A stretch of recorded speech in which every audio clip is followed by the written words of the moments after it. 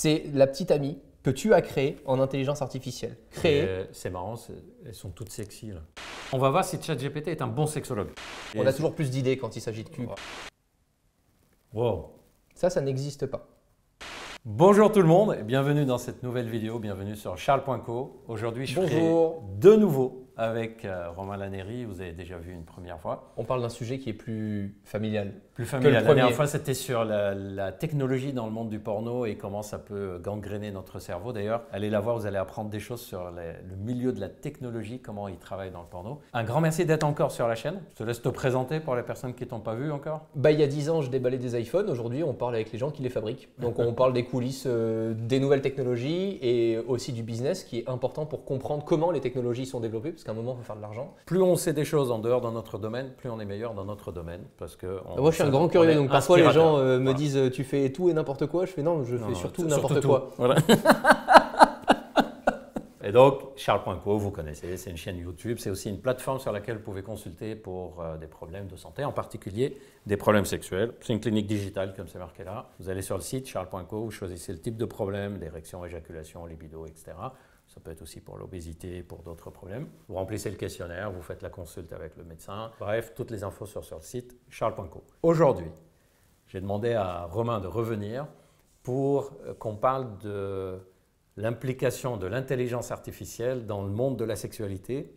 Tu es d'accord avec ça? Oui, surtout que je ne suis pas le seul que tu as questionné. Voilà. Et à la fin de la vidéo, on va tester ChatGPT. On va voir si ChatGPT… Je le dis bien, ChatGPT? Ouais, tu le dis il faut dire à l'américaine. Non, au contraire, je trouvais que tu avais un petit accent anglo-saxon. ChatGPT. ChatGPT, on va voir si ce système peut être un bon sexologue. On va le tester et je vais vous dire si les réponses correspondent vraiment à ce que moi, en tant que médecin sexologue, j'aurais donné. Et je te dirai comment j'utilise ChatGPT ou les intelligences artificielles parce que je trouve qu'elles ne sont pas forcément très bien utilisées. Enfin, elles sont trop confondues avec Google qui te donne une réponse, tu vois. Et je pense que ce n'est pas la bonne façon de faire. Même moi, je les ai utilisées comme ça au début. Restez jusqu'à la fin, on va faire un truc qui va vous aider et on va mettre à l'épreuve ChatGPT. Bon, en attendant, tu m'as dit… Parle-moi d'IA, etc. Ouais. Donc, j'ai été sympa. Au départ, je te parle un peu, mais très rapidement, de santé et d'IA. Donc, il y a Google Research qui a travaillé sur une IA appelée AMI pour justement, dans la médecine, etc., prévenir de choses, faire de la consultation grâce à une intelligence artificielle. Au départ, j'étais un peu soft, tu vois, là-dessus. Je te mettrai quelques trucs, mais ce n'est pas le plus croustillant. Ensuite, quand on arrive dans l'intelligence artificielle, pas forcément liée au monde du porno, mais plus au sexe, sexualité, là, il y a eu des génies. Ah. La première génie, et beaucoup en ont déjà entendu parler, ça s'appelle Karine.ai. C'est une influenceuse et elle a eu une idée. Au départ, elle fait du contenu lifestyle, elle fait quand même très proche de tout le milieu OnlyFans, etc. Donc OnlyFans, c'est une plateforme où tu vas vers une influenceuse ou un influenceur qui te plaît et tu vas lui demander des choses personnalisées en échange de payer. Pas forcément que sur le cul. Tu peux avoir un guitariste, tu lui demandes de jouer un accord et puis il te fait payer pour avoir l'accord. C'est vrai que c'est très utilisé dans le monde de la sexualité. On a toujours plus d'idées quand il s'agit de cul. Et puis c'est une forme un peu différente, un peu moderne, on va dire, du porno. Complètement. Et elle s'est dit, putain, mais je ne vais pas passer ma vie à répondre à mes abonnés. Donc, elle a entraîné une intelligence artificielle pour répondre à sa place en lui faisant analyser tous les contenus qu'elle avait publiés, mais aussi bien les contenus écrits que les contenus audio. Donc, elle a dit, bon, ChatGPT, plutôt que d'être un ChatGPT généraliste, tu vas être un ChatGPT qui va donner des réponses ou des informations que sur moi. Basées sur moi. Pour que tu aies aussi ma façon de parler, etc. Dis-moi si je comprends bien, c'est un peu comme si elle formait quelqu'un pour être à sa place, quoi. Complètement. Sauf qu'une fois que tu as la tech qui est développée, ça te prend vraiment très peu de temps parce qu'ensuite, c'est la machine qui travaille. Elle a déployé cette plateforme qui s'appelle Karine.ai. Déjà, il faut savoir qu'en fonction de quand est-ce que tu te connectes, tu as plusieurs heures d'attente avant que l'intelligence artificielle soit disponible pour te parler même si tu payes. Et elle s'est dit, on va parler à monsieur et madame tout le monde. Donc, on veut être sûr que tout le monde puisse bien avoir mon accès. Donc, on va faire payer en quelques minutes. On va faire payer 1 € les 5 minutes ou 5 €. J'ai plus les chiffres là exacts. Ça a complètement explosé. Elle a fait des millions de dollars en quelques jours parce que les gens venaient pour avoir des réponses audio de Karine qui soit les exciter, mais soit tout en sachant, etc. Tout en sachant que c'était une IA, ça leur allait très bien. Ils préféraient ça plutôt que rien avoir. Incroyable. Parce que du coup, ils pouvaient être sur Instagram, le vrai Instagram de Karine Marjorie, etc. en imaginant que c'est elle qui me parle vraiment. Incroyable. Donc ça, vraiment, en termes de coût, c'est à la fois un coût marketing pour prouver la puissance de l'intelligence artificielle et puis c'est surtout que là, ça a donné plein d'idées. Tu vois, tous les services après-vente en ligne, Internet. Qui est-ce qui rêverait pas de parler à Tim Cook quand tu as un problème Apple? Tu vois, t'imagines le nombre de choses à faire derrière, c'est juste dingue. C'est même effrayant la puissance que ça a. Ouais. Donc là-dessus, elle a développé tout un écosystème, mais il y en a plein d'autres qui ont aussi, il y a des chatbots, là pour le coup beaucoup plus spécialisés. C'est quoi la différence entre chatbot et ChatGPT? ChatGPT, c'est c'est la plateforme de la société Open.ai qui a développé la technologie d'intelligence artificielle pour te répondre et te conseiller, etc. Un chatbot, c'est simplement exactement comme tu as sur un site type fnac.com quand il te dit quel est votre problème, choisissez entre ta. Et donc là, tu as des chatbots qui ont été déployés, qui n'existent pas. Donc ce sont des personnes qui ressemblent à des humains mais qui ont été créés de toutes pièces. C'est-à-dire que tu veux créer le plus proche ton avatar incroyable, mais ça ressemble pas à du jeu vidéo. Hein. Je te parle vraiment d'une personne, tu as l'impression de parler à, j'en sais rien, un vendeur, voilà, une personne qui existerait dans la vraie vie, sauf que c'est en fonction de tes goûts, de ta personnalité, de tes fantasmes, etc. Et cette personne, du coup, va complètement adapter le discours. Donc tu vas pouvoir chatter avec cette personne, mais aussi parler de façon naturelle à ce que toi tu veux, à ce que toi tu aimes. Alors, en fait, moi, ça me perturbe parce que je me dis, d'un côté, ça peut être intéressant d'avoir quand même quelque chose qui te correspond. Ouais. Et d'un autre côté, ça peut limiter justement les capacités d'adaptation. C'est-à-dire, ce n'est pas ce qui me correspond, mais je suis capable de m'adapter à quelque chose de nouveau. Et c'est vrai que dans la sexualité, les capacités d'adaptation, je vous en parle souvent, normalement, on doit les développer, notre capacité d'adaptation. Là, c'est plutôt, je reste dans mon domaine. Ah, c'est fou! Ces personnes n'existent pas. Et en fait, tu peux toi-même créer ton avatar. Donc, tu crées ces personnes-là. Ouais, elles n'existent pas. C'est la petite amie que tu as créée en intelligence artificielle. C'est marrant, elles sont toutes sexy là. Ah bah, je pense que ça correspond, en tout cas, de tout ce qui a été créé à des personnes qui avaient envie, mais tu as aussi bien, tu vois, du style dessin animé que du style réel, etc. Humain. Et il y en a qui font maintenant même mieux que ça. Je vais te montrer après. En créant ces personnalités-là, donc, tu peux soit le faire en tant que consommateur, soit te dire, bah, tiens, je vais créer une personnalité qui n'existe pas grâce à l'intelligence artificielle dans le milieu du sexe et autres pour attirer beaucoup de monde sur ma page. Et une fois que j'ai assez de monde, je vais aller me vendre auprès des marques pour faire une publicité de maquillage, par exemple. Et ben, tu vas j'ai des millions de followers. Voilà. Là, tu es en train de me dire que déjà, de nos jours, maintenant, je peux très bien être abonné à quelqu'un sur Instagram. Je vais te les montrer. Lui parler.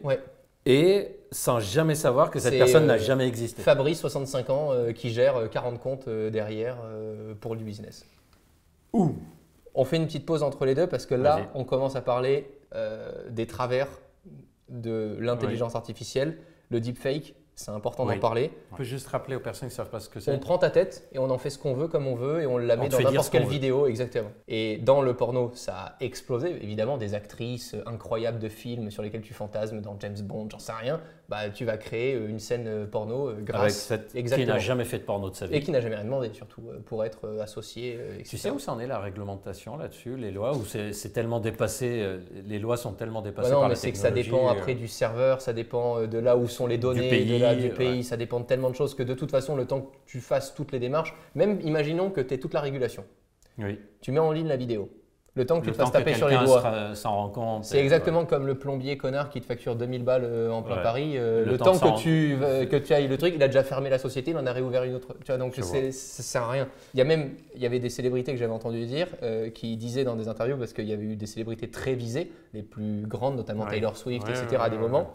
Elle ne l'aura pas dit. Mais d'autres disent, tant qu'on parle de moi. Ah oui, c'est horrible. Tu attendais là. C'est un peu comme les paparazzis. Exactement. Tu te dis, vous savez quoi, j'ai rien à faire, on crée du contenu avec ma tronche, je fais des millions de vues sans rien faire. De toute façon, le temps que je vais passer à vouloir réguler ce truc-là ou porter plainte et tout ça, ça sera déjà fait, donc on ne pourra pas empêcher ce truc-là.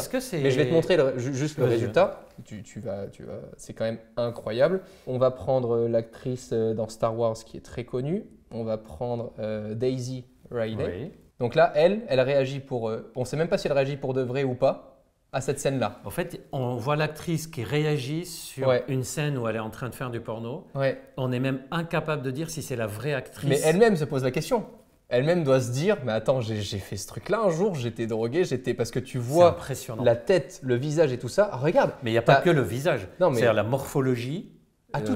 Et Ils franchement, peuvent, après, ils adaptent, hein, parce qu'il y a du contenu en je porno, donc défie ils adaptent, quiconque mais qui n'est pas dans un c'est spécialiste impossible. de la tech C'est de impossible. deviner que c'est pas du vrai. Est-ce que, parce que là tu as parlé de célébrité, est-ce que ça existe déjà de pouvoir par exemple faire un film qui peut être pornographique, érotique ou même un film romantique si on a envie, avec n'importe quelle personne, même si c'est pas une célébrité? Alors, je te montre ce qu'on a fait dans mes équipes. Donc, ce que j'ai fait, c'est que j'ai pris une vidéo qu'on avait tournée il y a de ça quelques semaines et j'ai donné un script que j'ai écrit qu'aujourd'hui. Donc là, on parle de personnes qui n'ont pas des millions de photos qui ne sont pas connues. Ah, moi, j'ai donné une vidéo de 30 secondes, j'ai donné mon script et j'ai dit adapte mes lèvres, adapte ma voix, fais-moi dire ce nouveau script, ça doit être moi et tu as comme base la précédente vidéo. Donc, je vais te montrer ça. Je n'ai jamais prononcé ces mots et ce texte. Ok, donc il faut que tu imagines que ma tête, etc., et que mes mains, et que ma gestuelle, c'est mes vraies fringues. On a pris une vidéo existante et on a dit à l'intelligence artificielle réadapte. Fais-moi dire ça. Fais-moi dire ça, mais de la bonne manière. Je vais zoomer un petit peu pour que tu vois quand même le résultat. Aujourd'hui, on est en Suisse pour rencontrer Marc Euler. Après plus de 20 ans au sein de Infomaniac, il est aujourd'hui le CEO de cette entreprise qui propose des solutions d'hébergement web, de streaming, de marketing et qui a généré en 2022 38,5 millions d'euros de chiffre d'affaires. Tu l'entends en zoomant, on voit le petit décalage entre les lèvres. Mais comme et dans l'audio de chiffre d'affaires, ouais. J'ai jamais dit, tu vois, mais c'est hallucinant et c'est même assez flippant. On va tester là sur des vidéos de les publier sans rien dire et de voir s'il y a autant de vues, autant de trucs. Parce que là, en fait, on a utilisé une intelligence artificielle qui est plus puissante que uniquement utiliser un outil d'intelligence artificielle. On a utilisé une intelligence artificielle qui regroupe plusieurs intelligences artificielles. Il y en a une qui va m'écrire le script, ChatGPT. Il y en a une qui va réadapter la voix, que la voix. L'autre qui va réadapter les images. Tu combines ces trois, ça s'appelle AGen si vous voulez. Ces techniques-là, parce que en fait, je suis sûr que la plupart des personnes qui nous regardent sont dans le même état que moi en disant mais mon Dieu, c'est flippant. Et c'est aujourd'hui, on n'en parle pas en mode… Qu'est-ce que tu vois comme avantage de ça? Ça permet à une petite boîte qui n'a pas les moyens de faire de la production vidéo et qui veut quand même expliquer que son produit qui peut sauver des milliers de vies, elle peut quand même le mettre en avant sur des réseaux sociaux parce qu'elle n'a pas les moyens, donc elle va juste rentrer son texte et elle va pouvoir adapter une personne qui n'existe même pas comme une figure publique. Aujourd'hui, on voit que le personal branding est vachement important. Toi, tu en fais partie. Tu ne dépenses pas d'argent dans la communication de Charles.co ou très peu. Oui, juste c'est les vidéos que tu fais. Donc, l'argent que tu mets, c'est dans du personal branding. Et demain, tu pourrais te dire je fais la même chose, sauf que j'ai plus besoin d'aller faire de tournage. Et quand c'est que un aspect de communication et pas du plaisir, toi c'est du plaisir d'aller en vidéo, de contacter. Quand c'est pas du plaisir et que c'est que de la communication, tu peux imaginer plein de choses. On peut imaginer qu'un jour, sur Charles.co, il y ait un Gilbert Boujaoudé, médecin, qui fait les vidéos, qui parle de différents sujets, pendant que moi, je suis en train de faire des consultations. Je te donne un exemple que tu vas utiliser dans quelques mois. Dans quelques mois? Dans quelques mois, tu vas utiliser ce genre de technologie. Tu voudras que tes équipes l'utilisent. Dis-moi.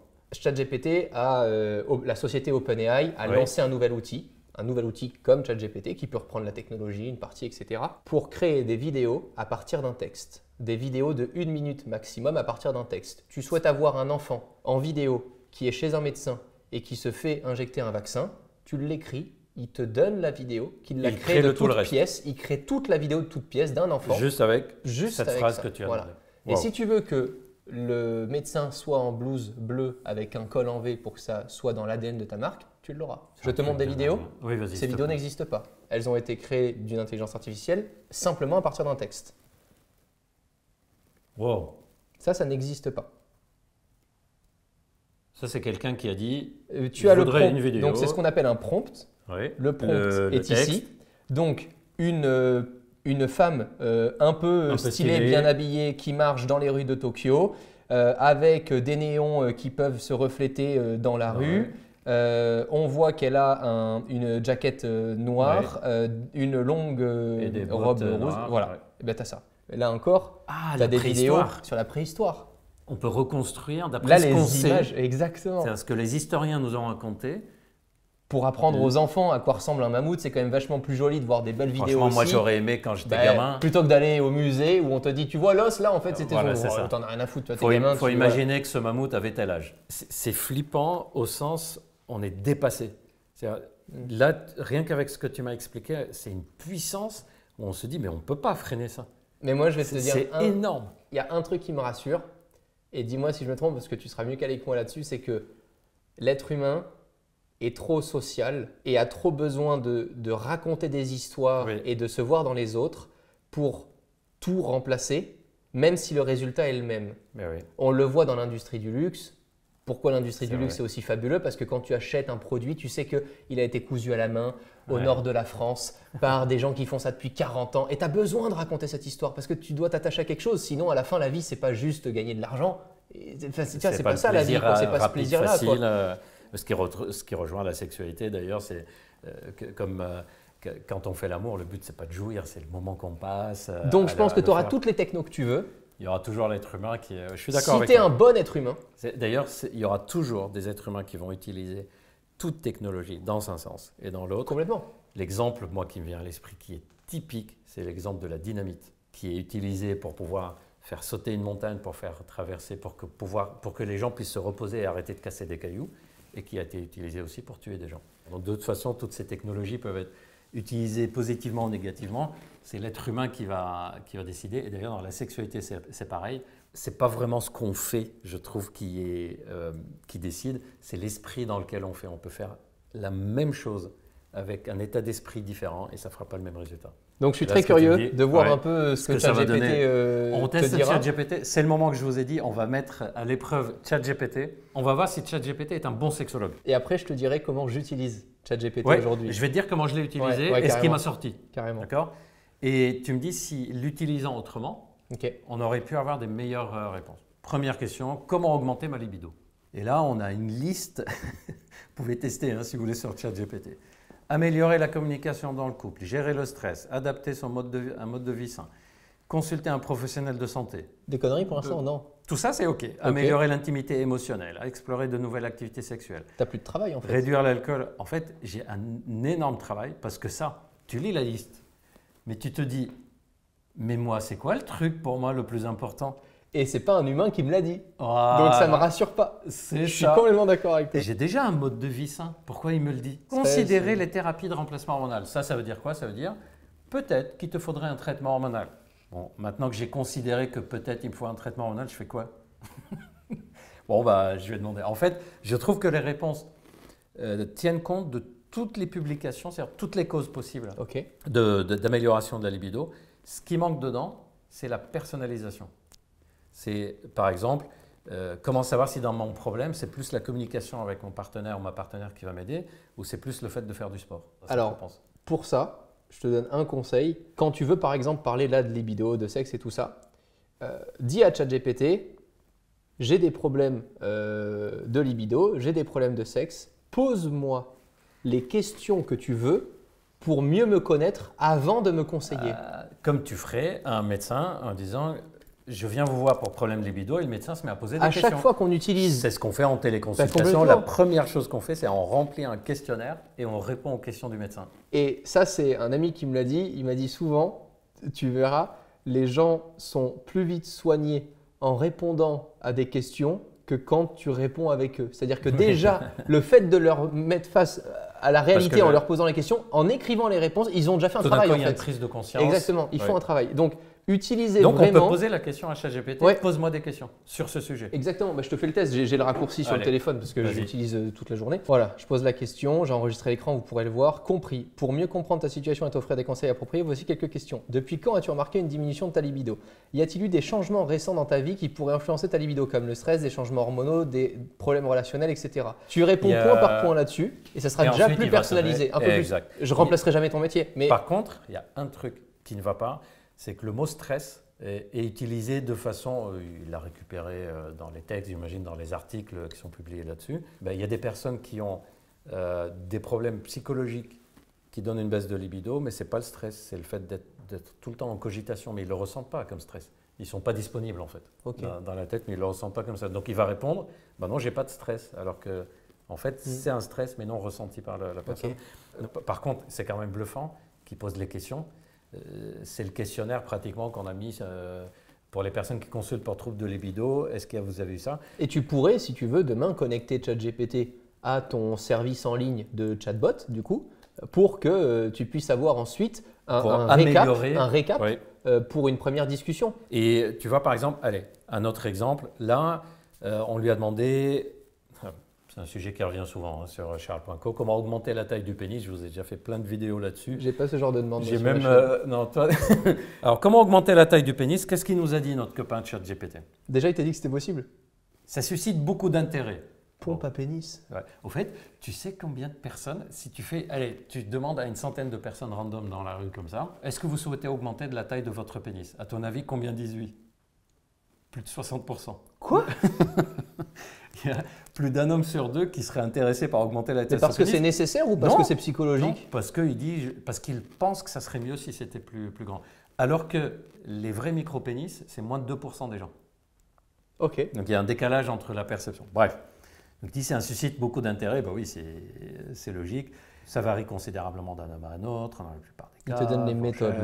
Tu vois là, par exemple, il met que la perception de l'intérêt d'augmenter la taille du pénis, ça dépend des phénomènes psychologiques, sociaux, et pas par des besoins médicaux, ce qui est vrai, sauf que la personne qui a l'envie d'augmenter la taille du pénis, ben, ça ne lui parle pas trop, je trouve, une phrase comme ça. Ouh, ça me plaît ça. Il commence par le jelking. Tu sais ce que c'est ou pas? La jeune âge, là, voilà, tout à l'heure. Le jelking, surtout ne le faites pas. C'est une méthode où en fait on est en semi-érection et on va tirer sur le pénis, on va faire des mouvements dessus. Ça peut donner des petites lésions, des fissures, ça peut donner même des troubles érectiles irréversibles plus tard. On n'a pas encore mangé, je précise. Voilà. Juste après. La pompe à pénis, c'est connu sous le nom de vacuum. Mais si on veut que ça allonge vraiment la taille du pénis, il faut l'utiliser pendant 3-4 heures par jour. Personne ne va mettre la pompe à pénis pendant 3-4 heures parce que c'est désagréable. C'est au JO, là?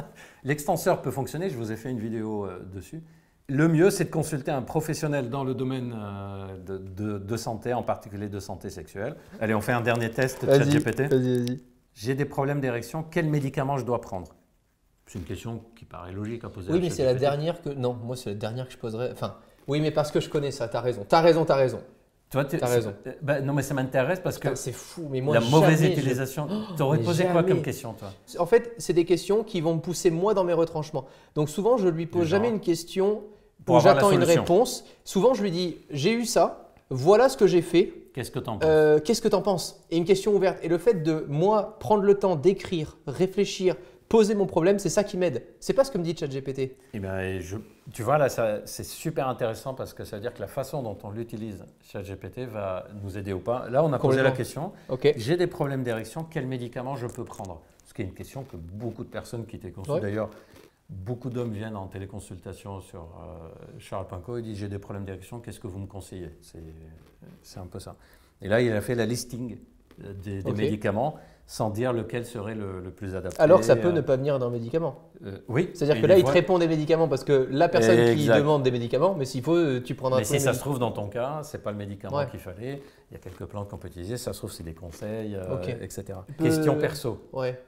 Est-ce que tu as déjà, suite à un problème de santé quelconque, pas forcément un problème sexuel, tu t'es déjà tourné vers ChatGPT plutôt que d'aller consulter ou… Est-ce que tu as eu ce réflexe alors que tu es dans la tech?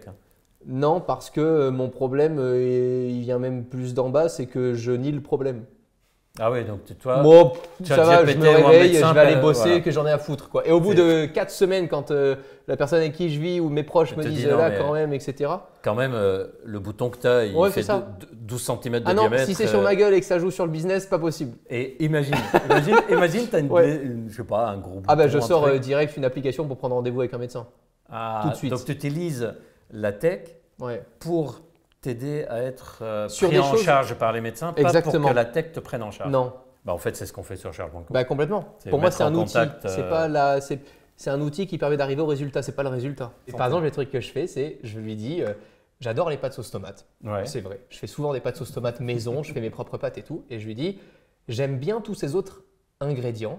Comment est-ce que je pourrais un peu pimper mes pâtes sauce tomate? C'est quoi le truc qui irait avec? J'aime le miel, j'aime les herbes de Provence, j'aime machin et tout ça. Et la dernière fois, elle me sort un truc, elle me dit plutôt que de mettre du sucre pour enlever l'acidité des tomates, mettez du miel. Et vous allez avoir plus de consistance dans vos pâtes. Mais c'était un truc de fou. Parce que je teste avec le miel. Non seulement c'est meilleur pour ma santé que juste de rajouter du sucre, je mets du miel. Et en plus de ça, j'avais une sauce qui était vachement plus sympa pour mes… Et ce genre de truc, j'adore. C'est un peu le côté, moi il faut que ça me pousse dans mes retranchements. Dans la section, on l'a pas encore ça. Dans la santé, on n'a pas encore cette… facilité de dire à ChatGPT, je l'utilise pour ça.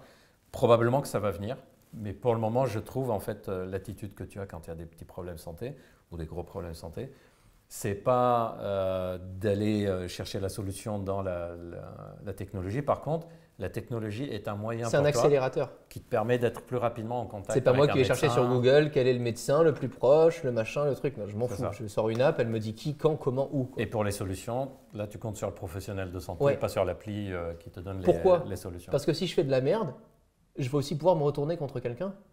De lui dire, en fait, ça marche pas le traitement. Et puis, attends, tu touches à ta santé quand même. Oui. Moi, la santé, la nourriture, tout ce qui touche au corps, c'est un truc que je veux garder pendant 80 ans. Tu vois. Donc, je me dis que si je veux me retourner sur quelqu'un, je veux pouvoir aller au tribunal. Qu'est-ce que je vais dire à la police? J'ai demandé à ChatGPT, il m'a dit de prendre ses pilules, je suis allé à la pharmacie. Non, mais tu vois. Voilà des paroles sages de quelqu'un qui a un vécu. Non, mais moi, je suis plutôt comme ça, quoi. Et je suis ravi. Je vous avoue, je ne savais même pas que j'allais lui poser la question s'il utilise ChatGPT pour sa santé. Et je suis ravi de sa réponse, c'est-à-dire c'est une réponse que je trouve géniale parce qu'elle combine le fait que oui, on peut utiliser les techniques, la technologie, la tech, etc. Et en même temps, l'utiliser correctement, c'est-à-dire pour être le plus rapidement possible en contact avec un médecin. C'est ce qu'on fait sur charles.co, c'est ce que font d'autres personnes pour les problèmes sexuels. Mais de laisser quand même, pour le moment, le médecin être le chef d'orchestre de la santé, quoi. Pour moi, la tech ne doit pas remplacer l'humain. Pour moi, la tech doit permettre aux êtres humains de parler à plus d'êtres humains. Je ne rajouterai rien de plus. Merci. C'est la phrase de fin. Merci beaucoup d'avoir accepté de revenir. N'oubliez pas, vous abonner sur sa chaîne, Romain Laneri. Avec plaisir. Allez voir d'autres vidéos qui sont sur sa chaîne aussi. Et moi, je vous donne rendez-vous très bientôt pour parler plein d'autres sujets. N'hésitez pas à me dire dans les commentaires si le sujet vous a plu, si vous avez envie qu'on développe. Et je vous dis à très bientôt.